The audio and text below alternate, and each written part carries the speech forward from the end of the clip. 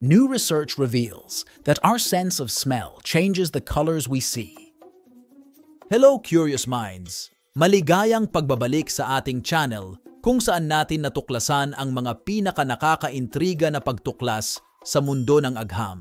Sa video na ito, mayroon tayong isang bagay na talagang kaakit-akit na tatalakayin. Kung paano aktwal na mababago ng ating pangamoy ang mga kulay na nakikita natin. Yes, tama ang narinig mo. Ngunit bago tayo sumabak sa nakakahumaling na pananaliksik na ito, tiyaking pindutin ang subscribe button at i-ring ang notification bell para hindi mo makaligtaan ang mga kapanapanabik na update. Ang ating 5 pandama ay patuloy na binobomba tayo ng impormasyon.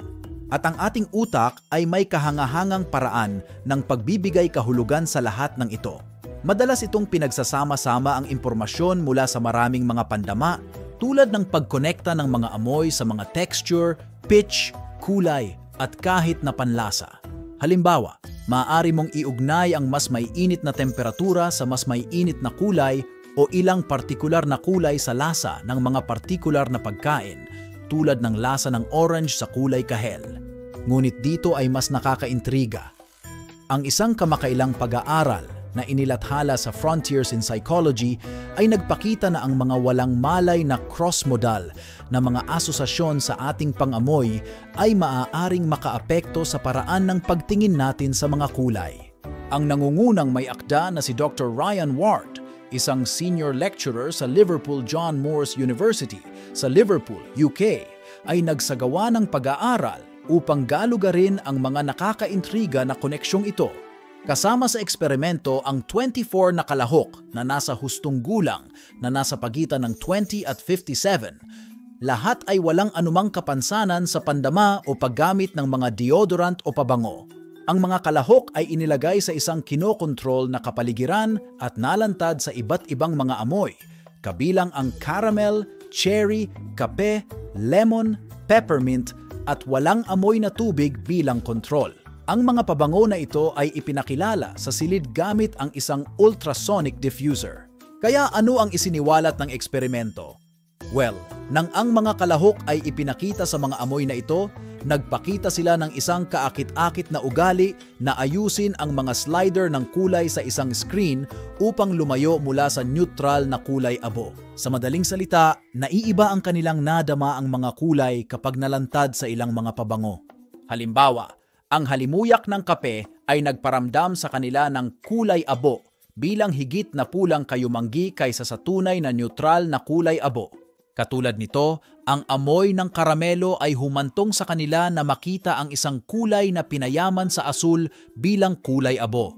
Sa kakanyahan, ang pagkakaroon ng mga amoy na ito ay nasira ang kanilang pangunawa sa kulay sa isang predictable na paraan. Ngayon, narito kung saan ito nagiging mas kawili-wili. Habang ang mga kalahok ay karaniwang nakahanay sa kanilang mga pagpipilian sa kulay sa mga cross-modal na asosasyon ng mga pabango, isang pagbubukod ang naganap sa peppermint. Kapag ipinakita ang pabango ng peppermint, ang kanilang mga pagpipilian sa kulay ay lumihis mula sa karaniwang mga asosasyon. Ang nakakaintriga na overcompensation na ito ay nagmumungkahi na ang mga cross-modal na asosasyon ay may mahalagang papel sa kung paano natin nakikita ang impormasyon mula sa iba't ibang mga pandama. Sa kasong ito, sa pagitan ng mga amoy at kulay. Ang pag-aaral ay nagbubukas ng mundo ng mga katanungan. Gaano kalayo ang naabot ng mga cross-modal na asosasyong ito sa pagitan ng mga amoy at mga kulay? Ang mga hindi gaanong karaniwang nakakaranas ng mga amoy o ganap na bagong mga amoy ay may parehong epekto sa ating pangunawa sa mga kulay? Binibigyang diin ni Dr. Ward ang kahalagahan ng karagdagang pagsisiyasat upang matuklasan ang buong lawak ng hindi pangkaraniwang bagay na ito. At iyon lang, mga kababayan, isang sulyap sa kung paano hinuhubog ng ating pangamoy ang paraan ng pagtingin natin sa mundo ng literal.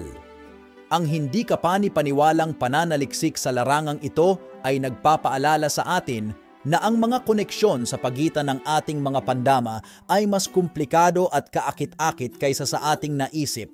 Kung nakita mo ito bilang nakakatuwang gaya ng ginawa namin, tiyaking bigyan ng thumbs up ang video na ito at ibahagi ito sa iyong mga kapwa mahilig sa agham. At huwag kalimutang iwanan ang iyong mga saloobin sa comment section. Manatiling mausisa at manatiling nakatutok para sa higit pang mga pagtuklas na nagpapalawak ng isip